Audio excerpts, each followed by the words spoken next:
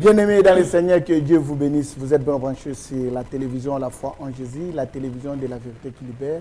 Que Dieu vous bénisse partout. Et on est là dans notre émission, les temps prophétiques, qui a l'habitude de se présenter avec le prophète Guigui et José Lungu de Lissambo. Que Dieu lui bénisse parce qu'il est là chaque vendredi à partir de 19h. Prophète, bonsoir. Bonsoir. Que Dieu te bénisse, papa. Bonne année. Toi aussi, bonne année. Est-ce que merci. Merci. Vous pouvez dire bonne année? Bonne année au peuple de Dieu, shalom, que le Seigneur vous bénisse abondamment.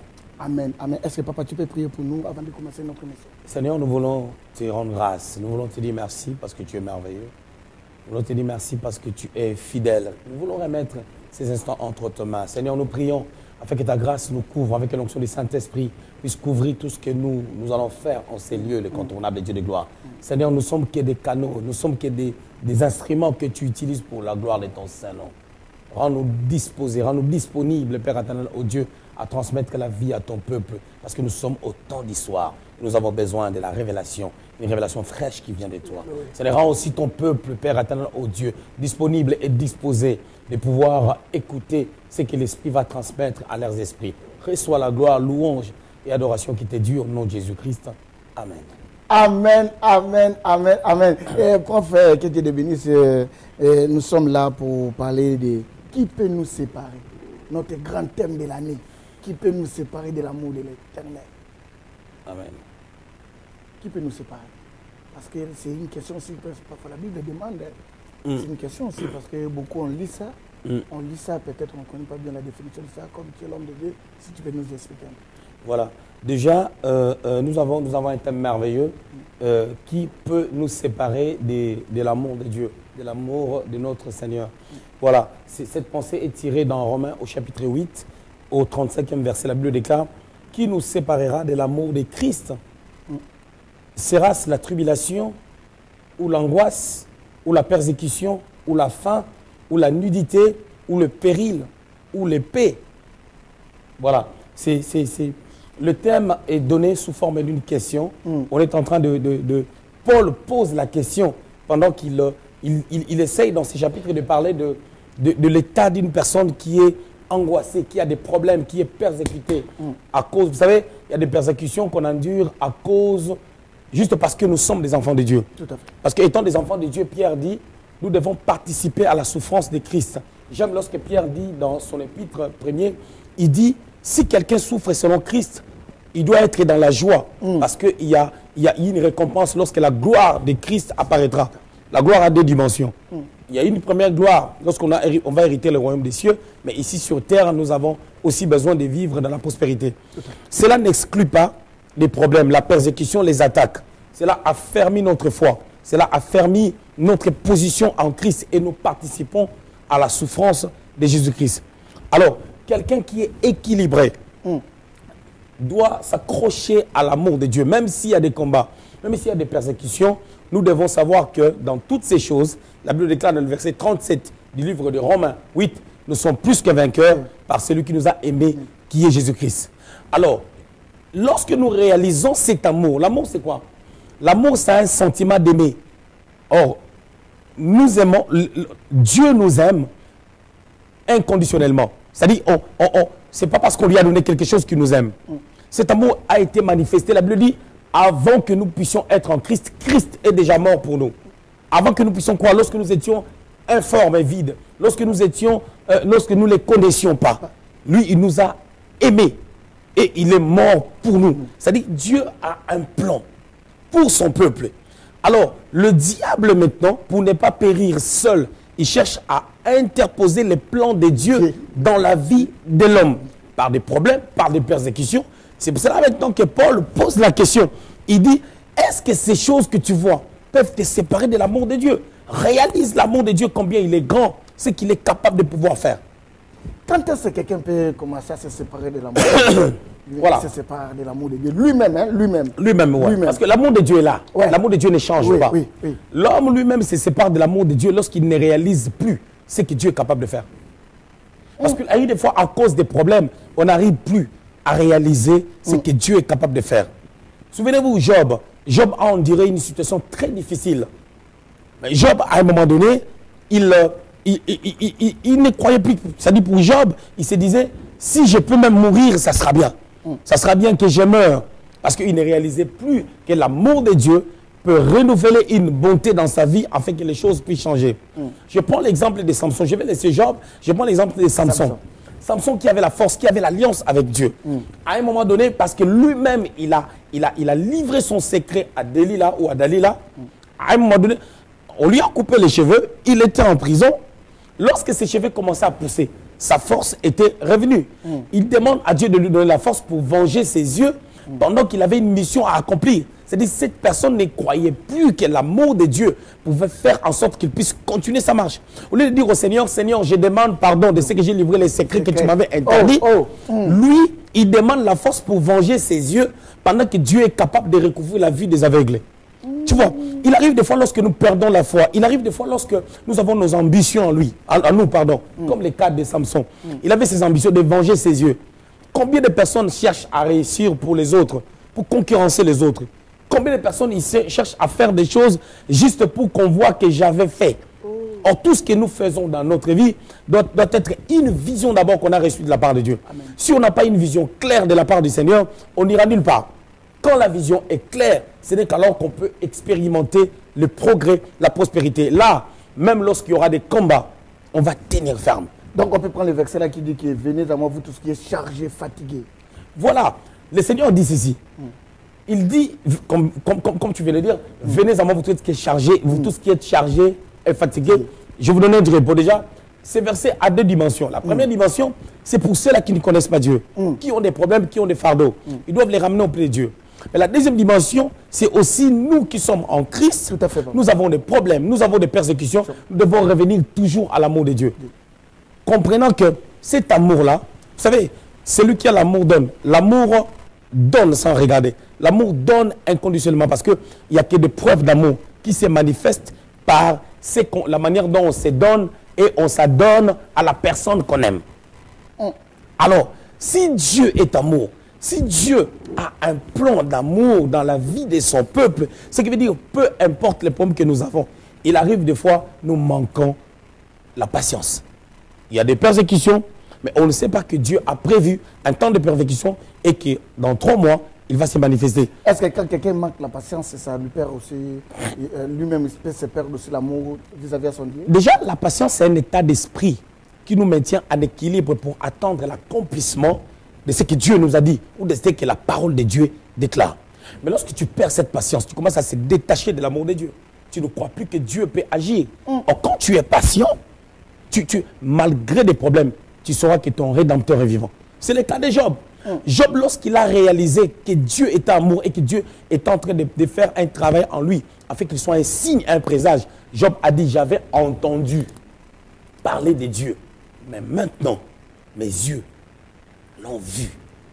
Ce qu'on entend, nous devons le voir. Or, ce qu'on a entendu, on ne peut pas le toucher, mais ce qu'on a vu, on peut le toucher. Il faut que nous atteignions une dimension de pouvoir quitter la dimension d'entendre seulement les témoignages des autres. Mais nous devons vivre Dieu dans nos vies parce qu'il nous a sortis du gouffre de l'ennemi, parce qu'il nous a racheté des persécutions, des problèmes, et nous pouvons rendre un témoignage. Et notre témoignage va permettre aux autres d'entrer dans la première dimension d'entendre. Quand ils entendront, eux aussi ils vont s'approcher de Dieu et un jour ils les toucheront, un jour ils les verront et puis ils les toucheront. Comment quelqu'un peut comprendre que Dieu est amour? Comment? Parce qu'il y a des autres choses. Dieu m'a laissé dans cette situation, comme ça. C'est ça. La première des choses que je dirais pour réaliser que Dieu est amour, il faut aller dans des hôpitaux. Il faut regarder les gens qui meurent chaque jour. Il faut des fois avoir le regard, nous sommes en Europe ici, il faut regarder par exemple nos pays africains, voir comment est-ce que d'autres enfants innocentes, vierges, sont violés. Quand tu réalises toutes ces choses-là, tu peux regarder tes enfants, comment ils mangent le ketchup, la mayonnaise et tout. Tu réalises toutes ces choses-là, tu te dis non. Tu sais, dans une famille, même si vous n'avez pas d'argent, ketchup, mayonnaise, ça ne manquera pas. Oui, ça ne manquera pas. Ça, c'est la base, c'est les choses les plus basses. Déjà, quand tu commences à observer déjà la grandeur de Dieu à ces niveaux-là, l'amour de Dieu grandit en toi. L'amour de Dieu grandit en toi. Tu réalises comment est-ce que... Moi, j'étais aux soins intensifs je partais rendre visite à mon père. Je voyais comment est-ce que les machines s'arrêtaient, les gens mouraient chaque jour. À chaque fois que je quittais ces lieux, au lieu d'être triste, je disais Seigneur, merci pour la santé qu'il me donne. Parce qu'il y avait des personnes qui ont mon âge. Ta façon même de prier, ça va changer aussi. Bien sûr. Amen, il y a des choses, lorsque tu le vois, ta façon même de prier doit changer. Ça, c'est la première des choses que je voulais dire. La deuxième des choses, selon moi, pour remarquer l'amour de Dieu, pour moi, je regarde le degré de combat que j'ai. Automatiquement, je comprends. Si plusieurs personnes se lèvent contre moi, c'est qu'il y a quelqu'un qui m'aime. Alors cela me pousse à prier autrement. Cela me pousse à devenir encore plus prudent et plus sage et à méditer la parole pour être équilibré. Là, je comprends que ces gens veulent m'empêcher d'être béni. C'est que quelque part, Dieu a un plan merveilleux pour moi. Donc, ça ne tardera pas, ça doit bouger. Si tu es très prof, comme tu as soulevé, c'est une bonne question que j'ai posée et tu as donné une bonne réponse. C'est un peu de nous encourager, les frères qui sont à la maison, les sœurs qui sont à la maison, quand il y a des combats. Quand il y a des combats, ils perdent même contrôle. Ils perdent même contrôle de se concentrer. Moi, je voulais dire aux enfants de Dieu, les enfants de Dieu ont un problème d'équilibre. Ils ont vraiment un problème d'équilibre. Je voulais donner un petit exemple. Lorsqu'on fait une pâte pour faire les gâteaux, je vous dis, les gâteaux, généralement, sont toujours sucrés. Mais on met les sels. Si on ne met pas les sels, il n'y aura pas d'équilibre. Il faut qu'il y ait les sels et on met un peu plus de sucre, ça va être équilibré. Et dans les gâteaux, même dans le beignet pour les Africains, si on ne met pas de sel, il n'y aura pas d'équilibre. Nous manquons cet équilibre. Nous déclarons des choses à la fin de l'année, au début de l'année, mais il nous manque quelque chose. Nous aimons qu'on nous serve les choses sur le plateau, que tout aille bien. Mais comment est-ce qu'on va dire gloire à Dieu s'il n'y a pas de persécution? Quand on sortira de persécution, c'est alors qu'on peut dire gloire à Dieu. On parle de la gloire de Dieu lorsqu'on expérimente quelque chose qui, naturellement étant humain, qu'on ne pouvait pas expérimenter. C'est là où on peut dire gloire à Dieu. C'est-à-dire gloire à Dieu, en d'autres termes, veut dire voici la manifestation de l'amour de Dieu. Et nous disons merci au Seigneur. C'est par ricochet qu'on reste adorateur. Les gens, ils ont déjà un problème d'équilibre. La Bible déclare nous sommes les sels de ce monde. Il nous manque les sels. Nous-mêmes, enfants de Dieu, lorsque nous sommes persécutés, même les païens, ils agissent bien que nous. Tout à fait. Je vais prendre un exemple simple sur le plan politique. J'ai vu lors des élections en France, avant au temps de Sarkozy, Ségolène Royal et Jean-Marie Le Pen et tout. Tu vas remarquer que Ségolène Royal elle pouvait être président de la République française. Mais qu'est-ce qui s'est passé? À la dernière minute, elle a eu la mémoire chiffonnée. Excusez-moi les termes, elle a pété des plombs. Ça fait que tout de suite, ça frustrait les gens. Ils ont voté Sarkozy. Or, elle avançait bien dans des sondages. Tu comprends? C'est-à-dire, nous les enfants de Dieu, lorsque nous craquons, c'est pas que Dieu nous acclame. Oh, il a craqué. Non. À chaque fois que tu te comportes d'une manière déséquilibrée, tu as raté une saison. Et Dieu ne cherche pas des gens à bénir. C'est nous qui cherchons la bénédiction. Comment? Non. Dieu ne cherche pas les gens à bénir. C'est vrai? C'est écrit où? Que je cherche les gens à bénir. Dieu cherche les gens qui peuvent les servir. La Bible déclare dans l'Apocalypse, dans les cieux, il n'y avait personne qui fut trouvé digne. C'est-à-dire Dieu cherchait quelqu'un qui pouvait les servir dans la dimension du salut. Il y a seulement Christ qui fait trouver digne. Dieu cherche des gens pour les servir. Mais il ne cherche pas des gens pour qu'ils bénissent. Là, il y a quelque chose. Il y a quelque chose que les gens n'arrivent pas à comprendre. Bien aimé, on n'a pas de temps pour rentrer dans beaucoup de choses. Parce que lui, quand il a l'habitude de parler, ça nous perturbe. Il y a quelqu'un qui m'avait dit, frère l'État, il faut rester toujours avec lui, avec une thème comme ça quand vous êtes en train de parler. C'est ça que tu me vois aujourd'hui comme cette nouvelle émission de cette année, avec lui-même. Je dis non, je vais essayer de faire l'effort pour que je reste connecté. Prof, quelles sont les conséquences de la personne qui ne comprend pas l'amour de Dieu? Conséquences, oui. Alors, celui qui ne comprend pas l'amour de Dieu, Dieu l'a béni, Dieu l'a fait comme ça, mais lui, donc il a craché même, il commence même à cracher à la bénédiction de Dieu. Vous devez comprendre une chose. Dieu cherche que nous puissions être des canaux de bénédiction. Que l'homme soit un canal de bénédiction pour l'autre. Comment? Dieu cherche à créer en nous un témoignage qui va édifier les autres. Alors, Dieu n'a pas besoin de pouvoir te bénir seulement que ça vienne comme ça, comme si tu étais parti chez un magicien. Tu fermes les yeux et puis ça tombe. Il n'y a pas une suivi, il n'y a pas un témoignage, il n'y a pas un cheminement d'idées. Dieu cherche que tu aies une histoire à raconter qui va édifier les autres. C'est par là que d'autres âmes seront gagnées. Parce que c'est un marketing que Dieu fait. Il s'investit en nous. Nous sommes son capital. Comme un bon commerçant qui a la marchandise, il met ça là, les gens viendront acheter. C'est un marketing. C'est-à-dire Dieu, il s'investit en nous. Il veut qu'au travers de nous, qu'il puisse atteindre d'autres personnes. Alors, il veut que toi, tu sois capable d'expliquer ta bénédiction.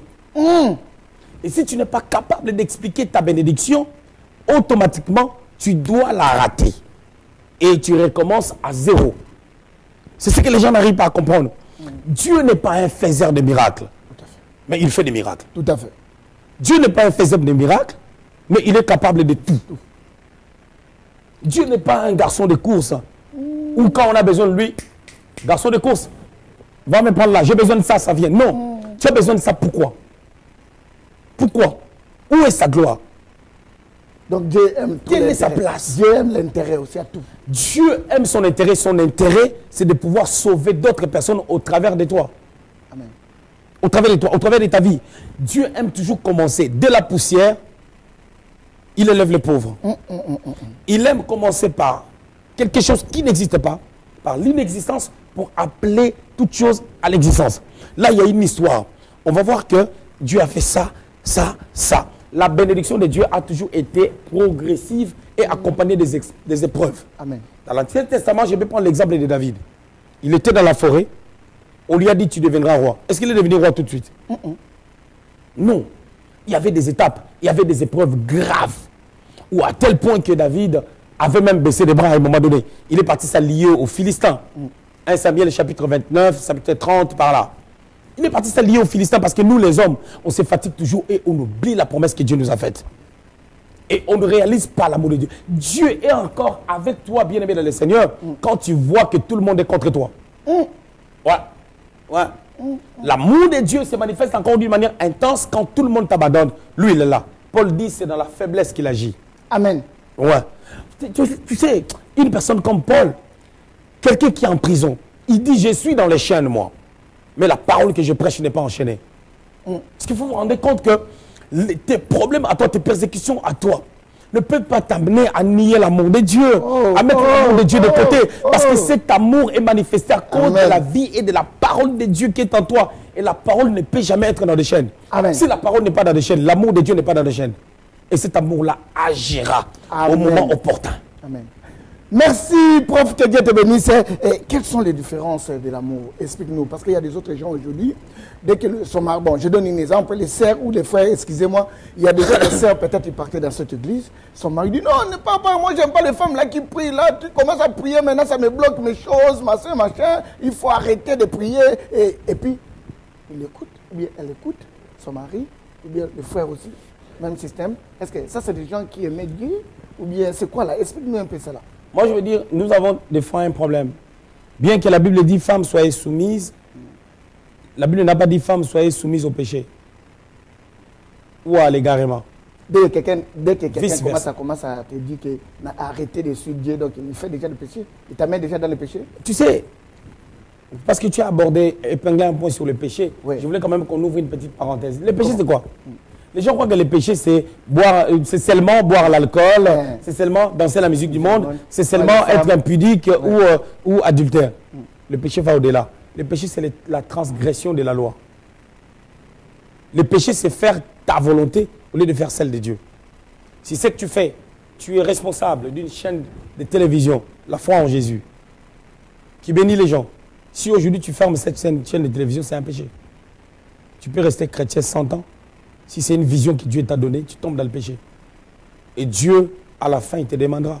Et sur la terre même, tu peux avoir un jugement. Tout ce que tu voudras faire à côté, ça ne marchera pas. Les épreuves n'est pas un signe pour dire que le Seigneur n'est pas là. C'est ce que les gens n'arrivent pas à comprendre. Alors quand quelqu'un veut t'amener dans le faux, pendant que ce qu'il dit ne se justifie pas dans la parole de Dieu, Amen. Il faut comprendre que Satan commence à agir. Voilà, je suis désolé de dire ce genre de choses, mais la vérité reste la vérité. Il n'y a pas d'arme contre la vérité. Il y en a qui est pour la vérité. Amen, amen, que Dieu te bénisse, prophète, merci beaucoup. Excusez-moi, c'est cela moi, à l'église où je dirige, je dis même aux femmes célibataires, aux sœurs célibataires, qui ont peut-être eu des enfants avant, qui se sont séparés avec les maris, ou je ne sais pas, par le décès, ou par d'une manière ou d'une autre. Le prophète est aussi.